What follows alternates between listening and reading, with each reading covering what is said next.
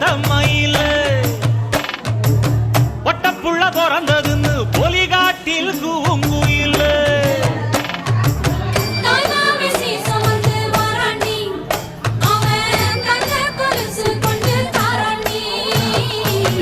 இது சுமந்த